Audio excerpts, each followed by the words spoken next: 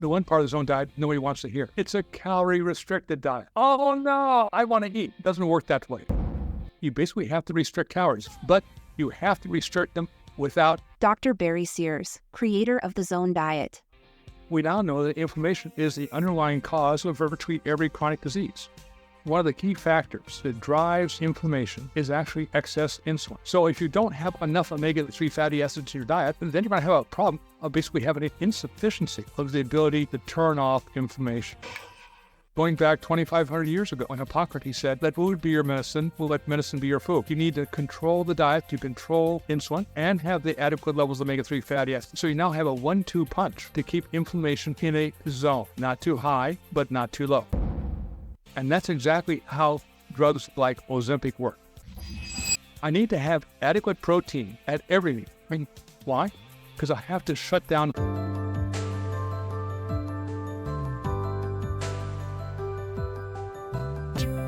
Hey there, welcome to the Happy Habit Podcast. If you're new around here, my name is Matthew. I'm here Mondays and Thursdays talking to experts in the fields of health, well-being and self-improvement. With over 400 episodes recorded, there's so much value in there to check out if you've not already done so. But if you are already familiar with the podcast and would like to show your support and are enjoying these episodes, please like, subscribe, share with other people, tell them, WhatsApp them, email them, tell them all about the podcast.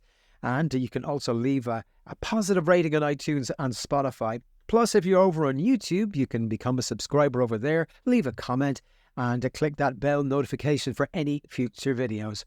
Now, if you've been subscribed and have been watching the videos or listening to the podcast over the recent months, you'll know that I've spoken to many experts in nutrition. And continuing that theme today, I talk with the creator of the Zone Diet, Dr. Barry Sears. Dr. Sears tells us exactly why it's important to eat protein with every meal. We discuss the drivers of systemic inflammation in the body, which is itself the root cause of much chronic illness. We also discuss the link between inflammation and depression. Dr. Sears tells us why he thinks the carnivore diet stresses the body and is therefore not a good diet to conform to. We also hear about gut health and how optimizing it through good nutrition can help alleviate digestive issues such as acid reflux and bloating. Well, in recent weeks, I have spoken with many specialists and experts on the subject of weight loss drugs and insulin resistance. And as it happens, insulin resistance is one of the key elements which underscores your development of the Zone Diet. Can you talk to us about this and what prompted you to come up with the Zone Diet, almost 30 years ago now at this stage? Well, actually, it began even earlier than that. It began in 1982 with the Nobel Prize in Medicine, which was awarded for understanding how a group of hormones called eicosanoids drive inflammation. And we now know that inflammation is the underlying cause of virtually every chronic disease. So it became obvious to me that one of the key factors going forward in treating chronic disease in the future was to decrease systemic inflammation in each of our organs and also each of our 30 trillion cells. So I set out on a really kind of a journey to understand how to do that. And it became quite apparent that one of the key factors that drives inflammation is actually excess insulin. And the reason why, because it basically produces more of the building block of the eicosanoids that are the most powerful inflammatory agents we know. So the key to the problem is twofold: to reduce the levels of inflammation systemically and to reduce hyperinsulinemia at the same time. Well, to reduce the levels of inflammation, one can use omega-3 fatty acids, but they work only in very high concentrations. On the other hand, if you can reduce hyperinsulinemia by the diet, that also has a dramatic impact on reducing inflammation. And when you combine the two together, they become exceptionally synergistic. So it has been really close to a 40-year journey to understand, going back to 2,500 years ago, when Hippocrates said, let food be your medicine, we'll let medicine be your food. We now know, through understanding more of the mysteries of metabolism, is that our diet becomes that tool that we can now control systemic inflammation in every organ in the body if we choose to. And systemic inflammation really has at its heart, it's an inflammatory and it's an immune response within the body. And this is the body's overreacting to what you're putting into the body as such. Actually, it's even more complex than that. There's two parts to inflammation. You've got to turn it on and you got to turn it off. Now, if we had no inflammation, we'd be a sitting duck. Our physical injuries would never heal. We'd be basically unable to basically fight off microbial infections. So we need a robust pro-inflammatory, acute inflammatory response to address the damage. But then we need to turn off the inflammation. That comes from a different group of hormones. They're called resolvins. And they're basically made by the substrates are the omega-3 fatty acids.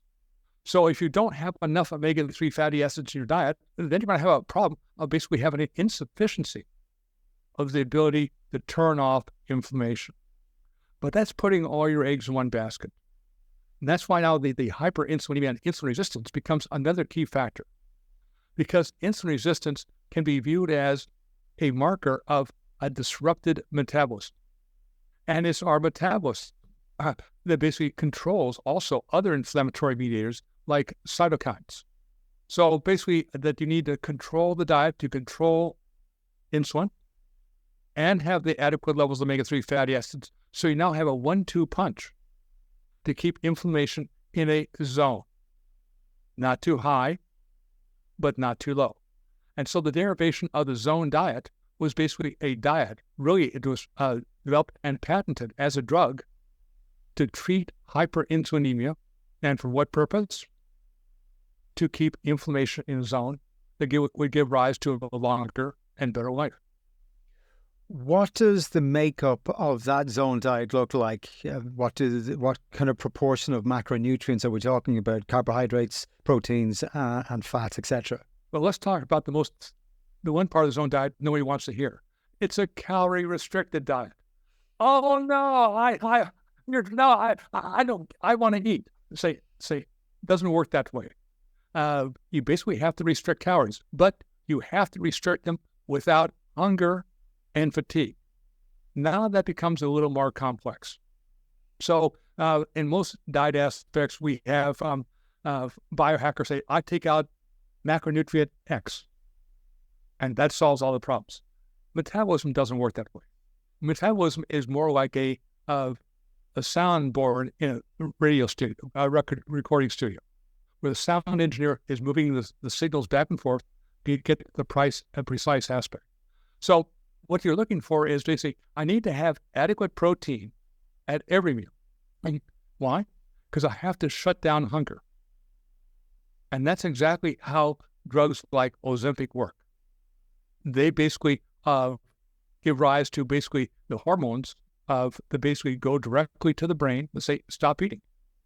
So if you're always hungry, you're not going to be able to restrict calories. So how much protein do you need? It's about 30 grams at each meal.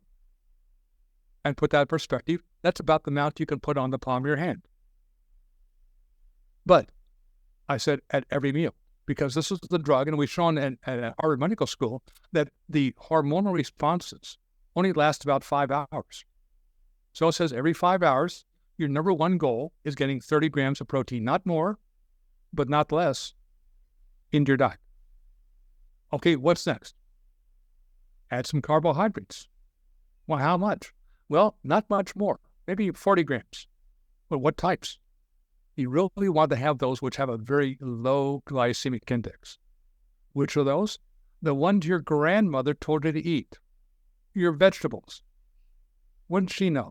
She knew everything. She was right on the cutting edge of basically hormonal modulation. So by eating basically about 40 grams of low glycemic carbohydrates with that 30 grams of protein, you're going to get a good balance of basically insulin and glucagon. That stabilizes blood sugar levels. Well, what about fat?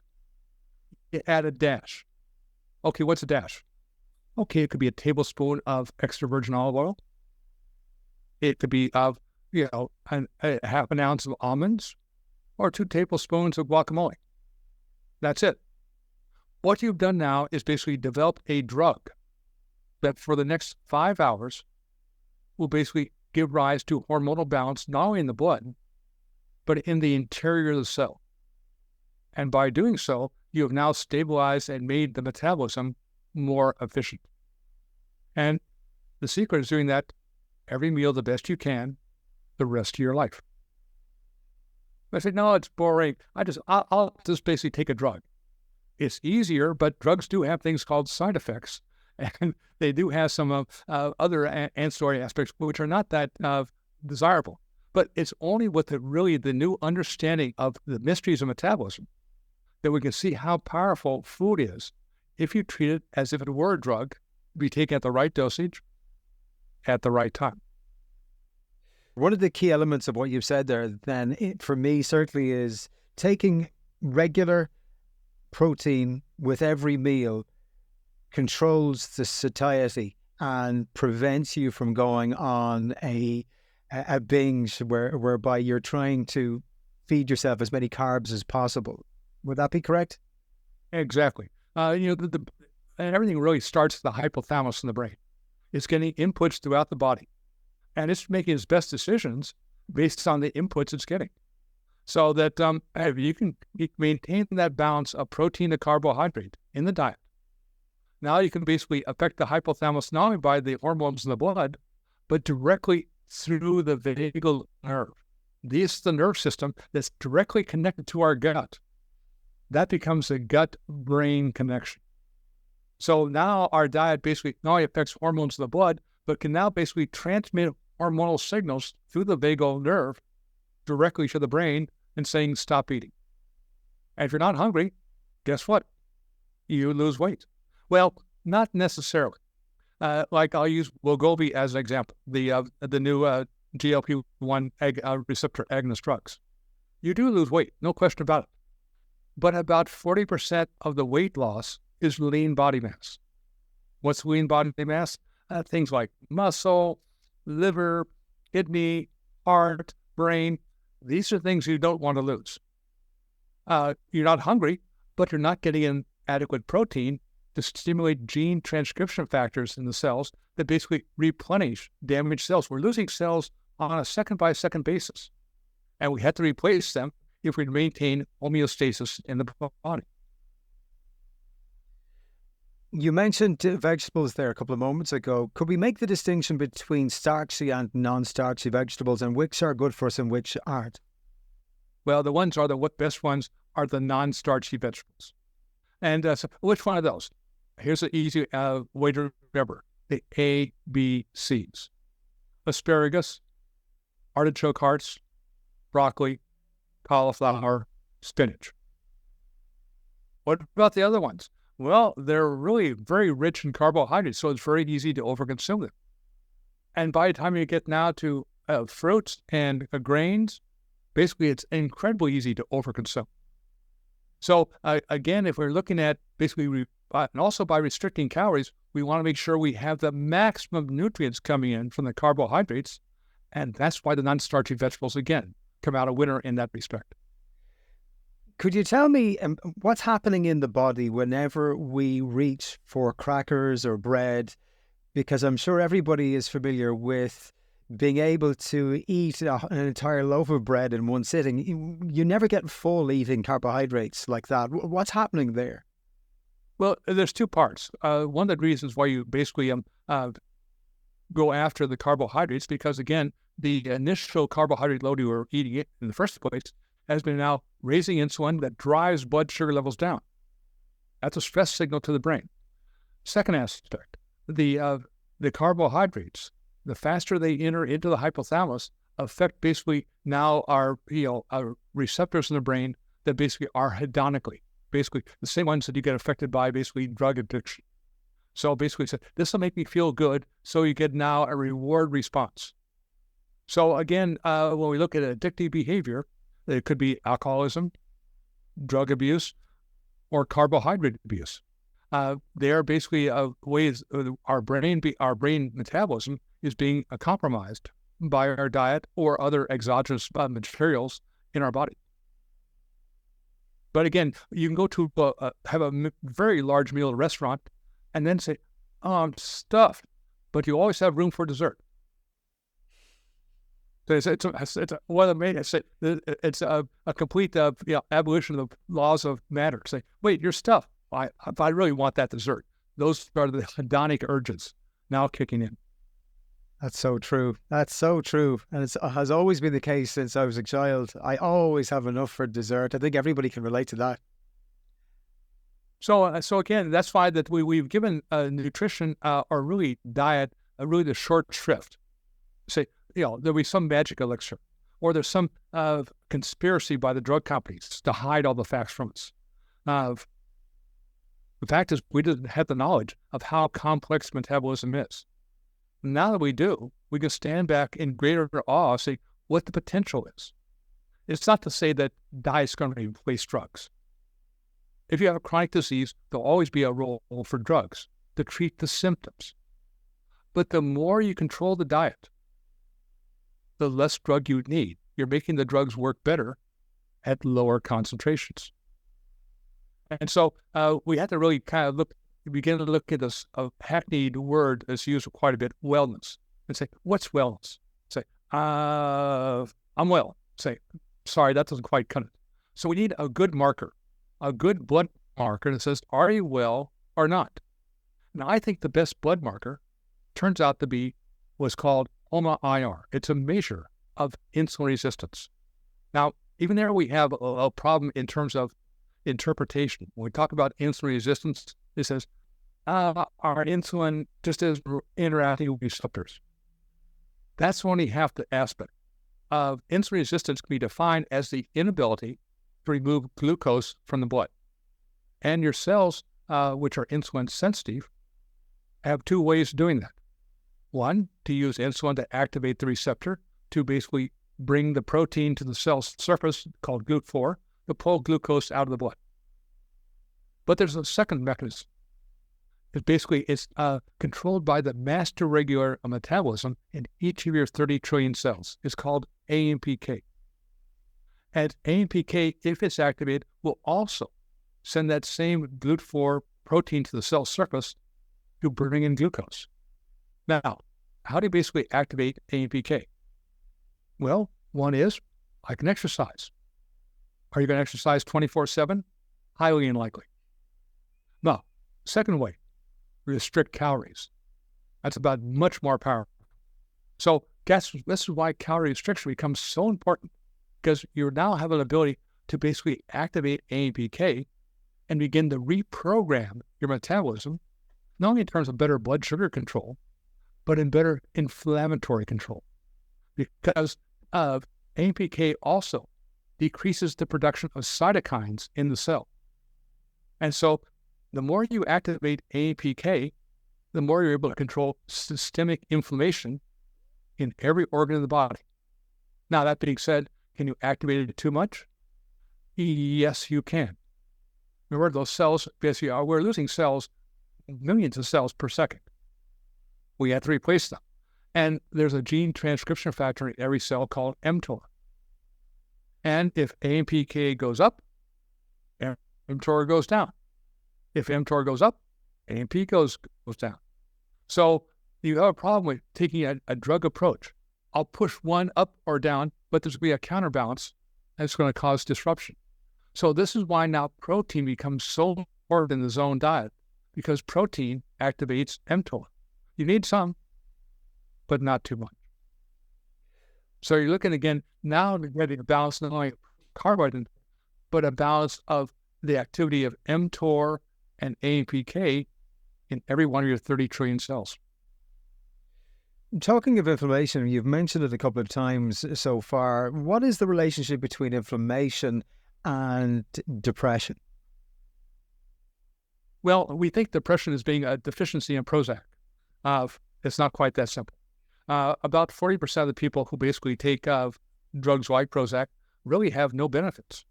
We now know that inflammation is also a neuroinflammatory disease. So, and if that being the case, then fish oil, omega-3 fatty acids, should be useful. Well, they are, but at very high concentrations. The first study was published at Harvard in 1999 when they used 10 grams a day of omega-3 fatty acids in bipolar patients. They had to stop the study after 3 months. Why? The differences between the active and the placebo group were so great it became unethical to continue. We've done studies, again, in children with a major depressive disorder at a dose-response curve.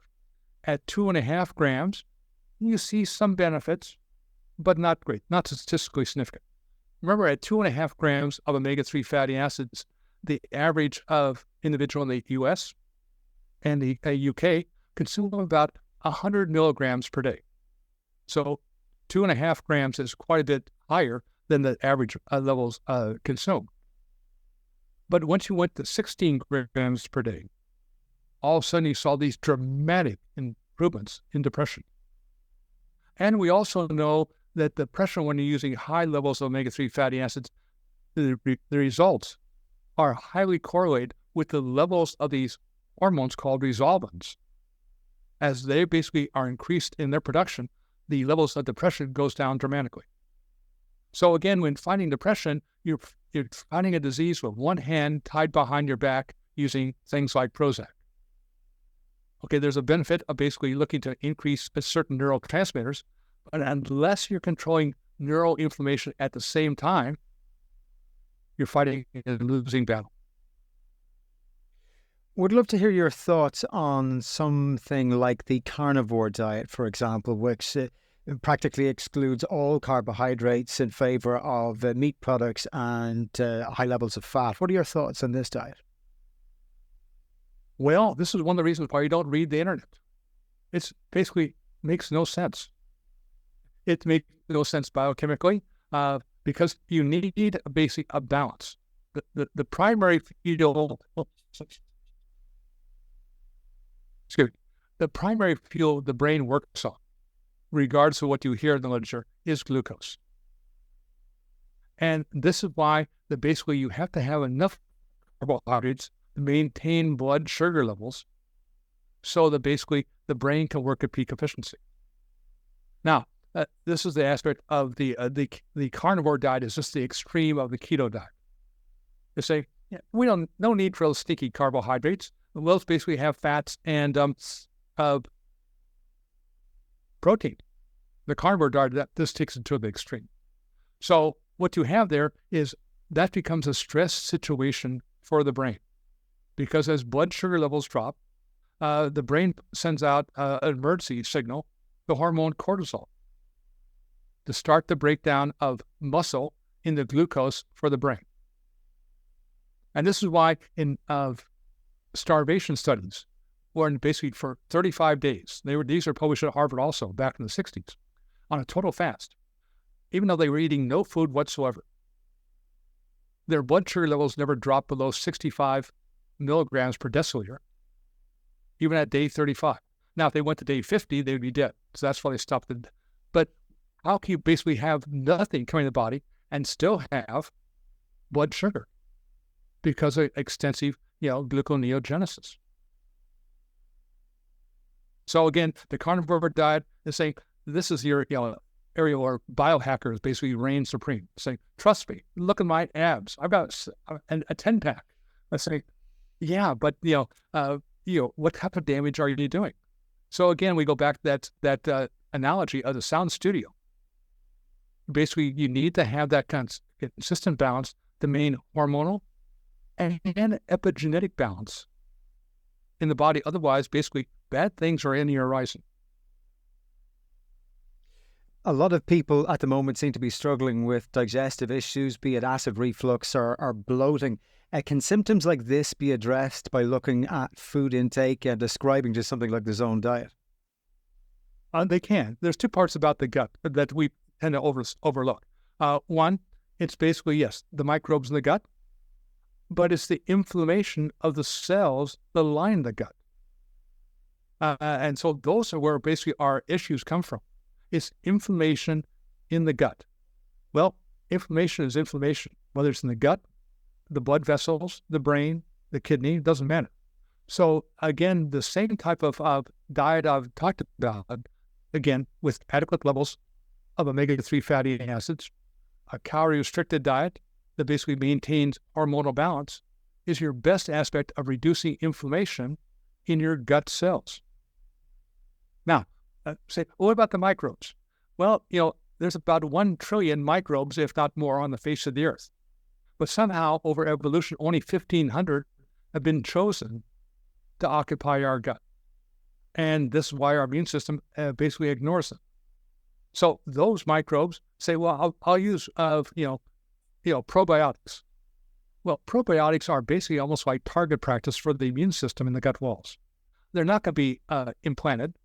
They'll be just passing through, but they're relatively benign. So basically, they sharpen up their immunological skills. So when a really nasty pathogen comes in there, they can take care of it. However, if that gut wall is somehow compromised by inflammation, then basically more pathological microbes can more likely enter in the blood and cause metabolic endotoxemia. And so we have to say, yes, we want to make sure we can maintain the levels of the chosen microbes that we basically have learned to basically be compatible with, because they're our first lines of defense.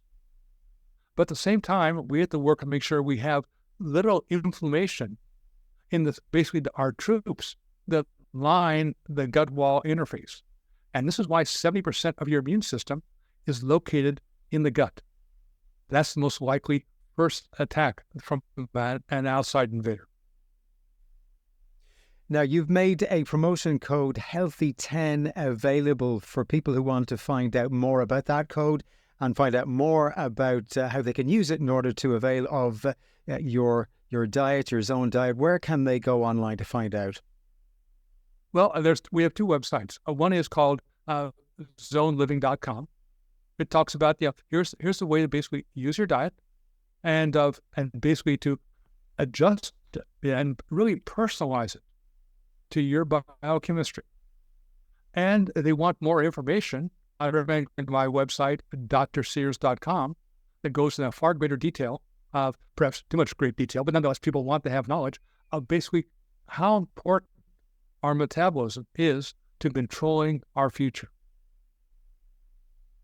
Terrific. Well, great to talk to you today, Dr. Barry Sears. We'll pop a link to those 2 websites in the show notes for this episode, plus that Healthy10 promo code that you very generously provided. But for the moment, thank you so much for joining me on the podcast today. Really appreciate your time. Thank you for the opportunity. Well, thank you for tuning into this episode of the Happy Habit podcast. If you enjoyed it or any of the previous 400 plus episodes, well, then show your support. It's free. You can like, subscribe, share with other people who you think might enjoy these episodes too. You can leave the podcast a positive rating on iTunes or on Spotify. And if you're over on YouTube, you can become a subscriber over there too. Leave a comment and click that bell notification for any future videos. Until next time, stay happy.